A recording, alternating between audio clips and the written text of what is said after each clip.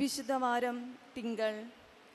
യെശയ്യാ പ്രവാചകന്റെ പുസ്തകത്തിൽ നിന്ന് 42-ാം അധ്യായം 1 മുതൽ 7 വരെയുള്ള വാക്യങ്ങൾ. ഇതാ ഞാൻ താങ്ങുന്ന എൻ്റെ ദാസൻ, ഞാൻ തിരഞ്ഞെടുത്ത എൻ്റെ പ്രീതിപാത്രം. ഞാൻ എൻ്റെ ആത്മാവിനെ അവന് നൽകി. അവൻ ജനതകൾക്ക് നീതി പ്രദാനം ചെയ്യും. അവൻ പിൻവലിക്കുകയോ സ്വരമുയർത്തുകയോ ഇല്ല. തെരുവീതിയിൽ ആ സ്വരം കേൾക്കുകയുമില്ല. ചതഞ്ഞ ഞാങ്ങണ അവൻ മുറിക്കുകയില്ല. മങ്ങിയ തിരി കെടുത്തുകയുമില്ല.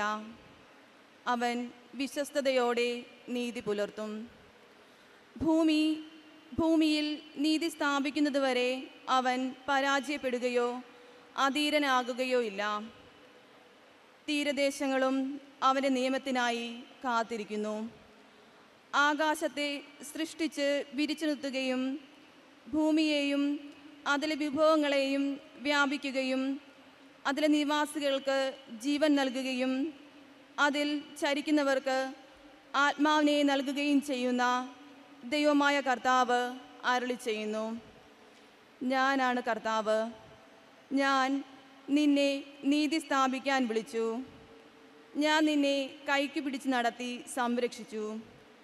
അന്ധർക്ക് കാഴ്ച നൽകുന്നതിനും തടവുകാരെ കാരാഗൃഹത്തിൽ നിന്നും അന്ധകാരത്തിലായിരിക്കുന്നവരെ ഇരുട്ടറയിൽ നിന്നും മോചിപ്പിക്കുന്നതിനും വേണ്ടി ഞാൻ നിന്നെ ജനത്തിന് ഉടമ്പടിയും ജനതകൾക്ക് പ്രകാശവുമായി നൽകിയിരിക്കുന്നു. കർത്താവിൻ്റെ വചനം. ദൈവത്തിനു നന്ദി.